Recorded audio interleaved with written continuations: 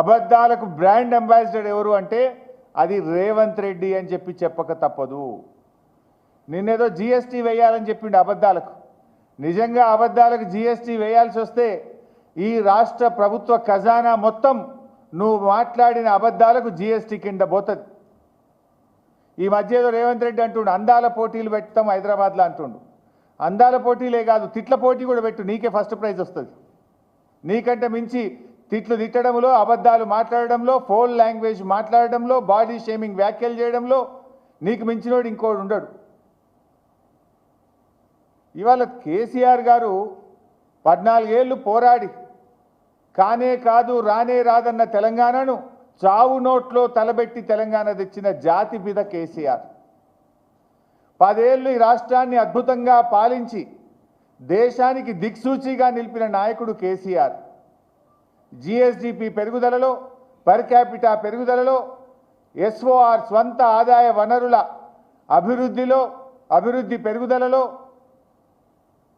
విద్యుత్ వినియోగములో, ప్రతి ఇంటికి త్రాగునీరు అందించడములో, సాగు విస్తీర్ణం పెంచడములో, పంటల ఉత్పత్తి పెంచడములో, మిషన్ కాకతీయ ద్వారా, రైతు బంధు ద్వారా దేశానికి ఆదర్శంగా నిలిచిన నాయకుడు కేసీఆర్. కొత్త రాష్ట్రానికి ఒక దిశ నిలిపిన నాయకుడు కేసీఆర్. ఆయనను పట్టుకొని నువ్వు మార్చురీకి పంపాలని మాట్లాడతావా? నీకైనా విజ్ఞత ఉందా? సంస్కారం ఉందా? గతంలో జానారెడ్డి గారు ప్రతిపక్ష నాయకుడిగా ఉంటే కేసీఆర్ గారు సభానాయకుడిగా, ముఖ్యమంత్రిగా ఎప్పుడు సభలో మాట్లాడినా పెద్దలు, గౌరవనీయులు, అనుభవజ్ఞులు జానారెడ్డి గారు అని ఎంతో వినయంగా, ఎంతో మర్యాదతో జానారెడ్డి గారి గురించి మాట్లాడేది. కానీ నువ్వు మాట్లాడుతున్న భాష ఏంటి? చావును కోరుకుంటావా? తెలంగాణ సాధించిన జాతిపిత కేసీఆర్ చావును కోరుకునే నీకు సంస్కారం ఉందా అని నేను అడుగుతా ఉన్నా. నువ్వు మాట్లాడే భాష వల్ల తెలంగాణ పరువు, ప్రతిష్ట, గౌరవం మంటగలిసిపోతూ ఉంది. రాష్ట్రానికి నష్టం జరుగుతూ ఉంది. తెలంగాణ అంటే ఈ దేశంలో ఒక గౌరవం ఉంది, ఒక ప్రతిష్ట నిలిపిండు కేసీఆర్. నీ భాష వల్ల, నీ చర్యల వల్ల, నీ విధానాల వల్ల, నీ పిచ్చి తుగ్లక్ చర్యల వల్ల ఈ రాష్ట్రం యొక్క పరువు, ప్రతిష్ట మంటగలిసేటువంటి పరిస్థితి ఏర్పడతా ఉంది.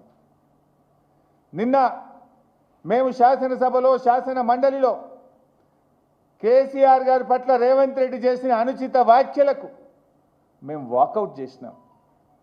వాకౌట్ చేస్తే నిన్న మాట మార్చిండు. మీరు చూశారు అసెంబ్లీలో. నేను కేసీఆర్ నన్లే బీఆర్ఎస్ పార్టీని అన్నా అని మాట మార్చిండు.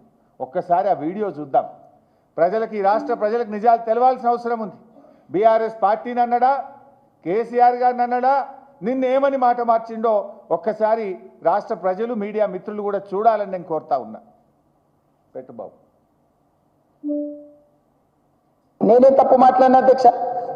ఏమన్నా నేను ఆనాడు మీరు అధికారంలో ఉన్న స్టేచర్ ఉండే, తర్వాత ప్రతిపక్షం స్టేచర్ పడిపోయింది, ఆ తర్వాత గుండు 0 వచ్చి 8 డిపాజిట్లు పోయినాక మార్చిరీలో పోయిందని అన్న అధ్యక్ష. నేనేమన్నా అధ్యక్ష, అందులో తప్పేముంది అధ్యక్ష? బీఆర్ఎస్ ఈరోజు మార్చిరీలో ఉందని నేను చెప్పిన అధ్యక్ష. కొంతమంది మా స్ట్రేచర్ పెద్దదని, ఇంతమంది మా ఎమ్మెల్యేలు చెప్పేసిన స్ట్రేచరు నాయన స్ట్రెచర్ మీద కొండి, స్ట్రేచరు నాయన స్ట్రెచర్ మీద కొండి, స్ట్రెచర్ మీద నుంచి మార్చరికి పోతాడు రేపు పొద్దుగాల. ఇంత స్పష్టంగా మీరు చూసిండ్రు. స్ట్రేచర్ ఉన్న ఆయన స్ట్రెచర్ మీదకి పోయిండు, అక్కడి నుంచి మార్చురికి పోతాడు అని కేసీఆర్ గారిని ఉద్దేశించి ఏకవచనంతో డైరెక్ట్గా ఆయన యొక్క చావును కోరుకునే విధంగా రేవంత్ రెడ్డి మాట్లాడిండు. నిన్న సిగ్గు లేకుండా అసెంబ్లీలో ఏమంటాడు, మళ్ళీ మాట మార్చి, నేను కేసీఆర్ని అనలేదు, బీఆర్ఎస్ పార్టీని అన్నా. ఇంతకంటే సాక్ష్యం ఇంకోటి కావాలన్నా? 24 గంటల్లోనే మాట మార్చడంలో రేవంత్ రెడ్డి మించినోడు ఇంకోడని ఉంటాడా? నీకు సిగ్గుంటే, నిజాయితీ ఉంటే క్షమాపణ చెప్పు.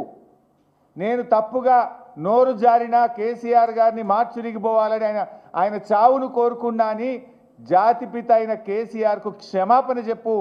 ఏమన్నా ఆయన పెద్ద మనసుతో నిన్ను క్షమిస్తాడు, ప్రజలు క్షమిస్తారు నిన్ను. ఇలా కేసీఆర్ అంటే ఒక వ్యక్తి కాదు, తెలంగాణ రాష్ట్రాన్ని సాధించిన 4 కోట్ల ప్రజల కలలను నిజం చేసిన స్వప్నికుడు.